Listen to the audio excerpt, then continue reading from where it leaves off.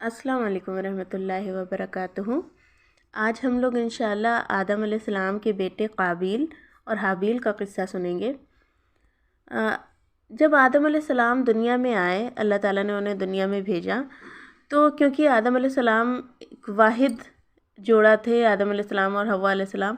تو انسان کی نسل کو آگے بڑھانے کے لیے اللہ تعالیٰ نے ان کی شریعت میں ایک کام ایسا حلال رکھا جو ہم لوگوں کی شریعت میں منع ہے، یعنی بہن سے شادی۔ تو اللہ تعالیٰ نے آدم علیہ السلام کی جو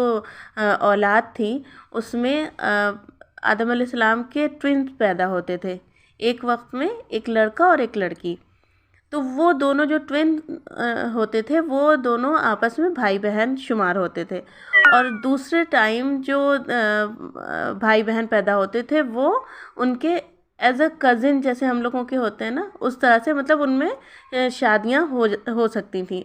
جو ساتھ میں بھائی بہن پیدا ہوتے تھے ان میں شادی منع تھی، وہ سگے بھائی بہن شمار ہوتے تھے۔ تو اس طرح سے اللہ تعالیٰ نے انسان کی نسل کو آگے بڑھایا۔ تو آدم علیہ السلام کے جو دو بیٹے تھے، حابیل اور قابیل، ان میں قابیل کے ساتھ جو بیٹی پیدا ہوئی تو وہ بہت خوبصورت تھی، اور جو حابیل کے ساتھ بیٹی پیدا ہوئی وہ زیادہ خوبصورت نہیں تھی۔ لیکن کیونکہ قابیل کی شادی حابیل کی بہن سے ہونی تھی اور حابیل کی شادی قابیل کی بہن سے ہونی تھی، تو قابیل نے اس سے انکار کر دیا۔ اس نے کہا میں اپنی بہن سے شادی کرنا چاہتا ہوں۔ تو آدم علیہ السلام نے کہا کہ یہ تو منع ہے، ہماری شریعت میں یہ حرام ہے، ایسا نہیں ہو سکتا۔ تو اگر تمہیں اتنا ہی ہے تو تم ایسا کرو۔ تو اس نے کہا کہ میں اس شریعت کو نہیں مانوں گا، میں اس حکم کو نہیں مانوں گا۔ تو آدم علیہ السلام نے کہا تم ایسا کرو، اپنے قربانی لاؤ، اللہ تعالیٰ کے سامنے پیش کرو۔ اگر اللہ تعالیٰ نے تمہاری قربانی قبول کر لی تو ٹھیک ہے، تمہاری بات مان لی جائے گی۔ تو حابیل اور قابیل دونوں اپنی اپنی قربانی لے کے آئے۔ اس وقت قربانی دینے کا طریقہ یہ تھا کہ جو بھی چیز قربانی کے لیے دی جاتی تھی، اللہ کے نام پر جو چیز دی جاتی تھی، تو ایک آگ آسمان سے آتی تھی اور اس چیز کو جلا دیتی تھی، تو یہ سمجھا جاتا تھا کہ وہ چیز وہ قربانی قبول ہو گئی۔ اچھا، قابیل جو تھا وہ کھیتی کرتا تھا، اور حابیل جو تھا وہ مویشی جانور پالتا تھا، چرواہا جسے کہتے ہیں نا، شیفرڈ، وہ تھا۔ تو جب قربانی کی بات آئی تو اس نے حابیل نے اپنے سب بھیڑ بکریوں میں سے ایک اچھا سا مینڈھا تندرست وہ قربانی کے لیے پیش کیا، اور قابیل کیونکہ ویسے ہی دل کا برا تھا تو اس نے ردی سامان، گلی سڑی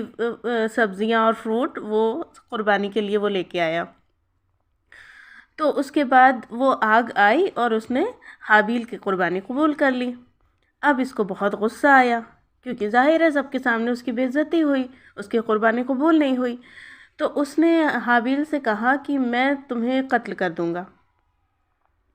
اب حابیل نے کہا کہ بھائی جان آپ مجھے کیوں قتل کرتے ہیں، اس میں میری تو کوئی غلطی نہیں تھی، اللہ تعالیٰ تو جو متقی ہے اسی سے ہی قربانی قبول کرتا ہے۔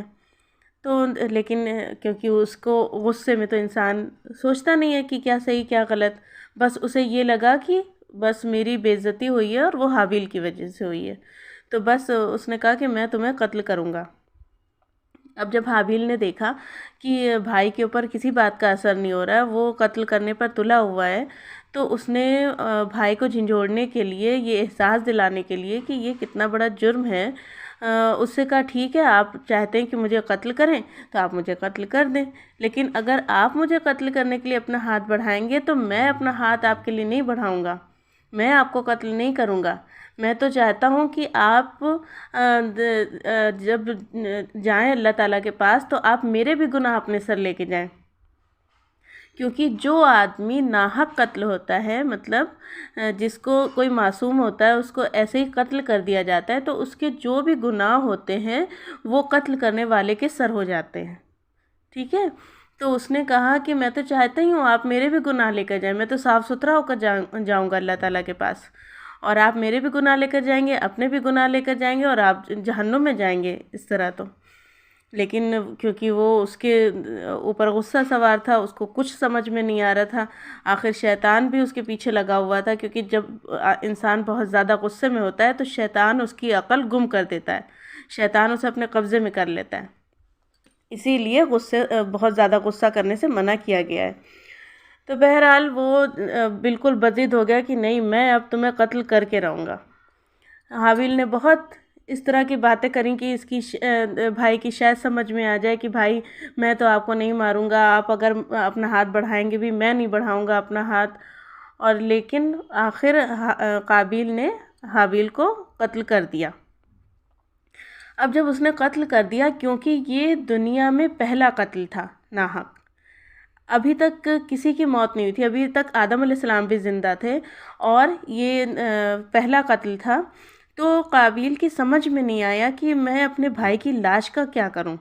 وہ بہت دیر وہیں پہ بیٹھا رہا، اس کی کچھ سمجھ میں نہیں آ رہا تھا کہ میں کیا کروں۔ پھر اللہ تعالیٰ نے 2 کووں کو بھیجا، دونوں کووں نے لڑائی کری اس کے سامنے، وہ بیٹھا دیکھتا رہا، پھر ایک کوا مر گیا، تو دوسرے کوے نے کیا کیا، اپنی چونچ سے ایک زمین میں چھوٹا سا گڈھا کھودا اور اس کوے کو اس گڈھے میں رکھ کر اوپر سے مٹی ڈال دی۔ اب اس کا دماغ بالکل وہ ہوا قابیل کا، اس نے کہا ارے میں تو مطلب اس کوے سے بھی گیا گزرا ہوں، میں اس سے بھی زیادہ عاجز ہوں، میرے اتنی بھی عقل نہیں ہے کہ میں یہ کام کر لیتا اور اپنے بھائی کی لاش کو چھپا دیتا۔ تو پھر اس نے یہی کیا، پھر زمین میں گڈھا کھودا اور اس میں حابیل کی لاش کو رکھ کر اور اوپر سے مٹی ڈال دی۔ اب کیونکہ اس نے یہ کام کیا تھا تو اس کو پشیمان تو تھا ہی، لیکن اس نے اللہ تعالیٰ سے توبہ نہیں کری، وہی شیطان والا کام کیا اس نے توبہ نہیں کری، اور ایسے ہی آدم علیہ السلام کے سامنے بھی نہیں کیا، اور چپ چاپ اپنے بیوی بچوں کو لے کر، کیونکہ آدم علیہ السلام ایک پہاڑی علاقے کے پاس رہتے تھے، پہاڑی علاقے میں رہتے تھے، تو یہ زمینی علاقے میں چلا گیا، ان سے نرم مٹی میں ان سے دور جا کے رہنا شروع کر دیا اس نے۔ اور یہاں آدم علیہ السلام کو تو پتہ ہی نہیں تھا کیا ہوا۔ بہرحال یہ چیز جو قتل اس نے کرا، تو رہتی دنیا تک اللہ تعالیٰ نے قرآن میں کہا ہے کہ اسی وجہ سے ہی اس نے جو اتنی بری بات کری، اس کی وجہ سے ہی ہم نے قتل کو بہت ہی گندہ جرم کہا ہے، کہ مطلب اگر کسی نے ایک انسان کو بھی قتل کیا تو گویا اس نے پوری انسانیت کو قتل کر دیا۔ اتنا بڑا گناہ قتل کرنے کو رکھا گیا ہے کہ اگر کوئی ناحق قتل کرتا ہے، کسی کی کوئی غلطی نہیں تھی، اس نے قتل کر دیا، تو بہت سخت گناہ ہے۔ تو بہرحال، اور نبی صلی اللہ علیہ وسلم نے بھی فرمایا کہ آخری دنیا تک جو بھی قتل ہوگا اس کا کچھ گناہ قابیل کے حصے میں جائے گا، کیونکہ اس نے اس بات کی شروعات کی تھی۔ کوئی بھی جب کسی بھی گناہ کی، کسی غلط بات کی جو شروعات کرتا ہے، تو اس کے بعد اس غلط بات کو جتنے لوگ کرتے ہیں ان سب کا گناہ اس شروع کرنے والے کے سر پہ پڑتا ہے،